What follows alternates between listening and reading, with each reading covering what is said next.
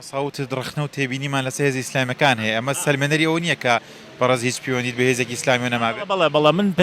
ڕخنە و تێبینیەکەم لەسەر سیاسەتکردنیانە کە ئەوە سیاسەتی باشتر بکەن و ئەوە پێگەی جەماوەریان لە ئێستاە بەهێزتر وایە تەماشاکەین بۆ نمونە ئێستا لە دو هەڵبژاردننی پەرلەمانی کوردستانە بە کۆمەڵ و یەکگرتو دە کورسیان هێناوە لە کاتێکە ئەوە سنگ و قورسای ئەوان زیاتر وایە. لە پانێڵەکەدا پێدوترا کە پەیوەندیت بە هیچ هێزێکی سیاسیەوە نەماوە ئەمە ڕاستە؟ من ئێستا کە ساعتێکی سەر بەخۆم. من پێم وایە ئەمریکا ئەگەر ئیخوان مسلمین بخاتە لیستی تۆرەوە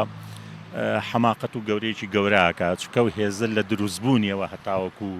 ئێستاکە هەیە هێزێکی پەروەردەیە هێزێکی ئیسلاحیە و هەرگیز پەنایان بۆ توندوتیژی نەبردووە باشترینشیان حکوومەتی مورسیە کە بە ئینتیخابات ڕۆیشتە سەر کورسی دەسەڵات و ئەو بە کودەتا لابرا.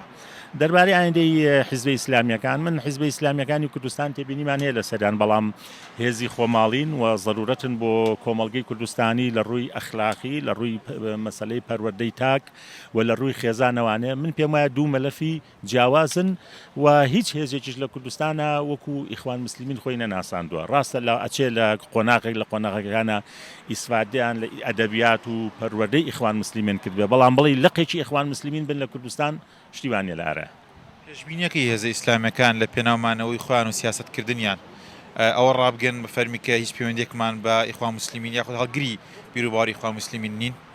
بەڵێ ینی ئەوەی ئەو وێنەی کە گیراوە وەکو ئەختەبوتێک و ئەوکو ئەژدیهایەکی ئیخوان مسلمین فەرعی هەیە لە هەموو دنیای شتیوان نیانی وەکو چۆن سۆشیال دیموکراتەکان بۆ نمونە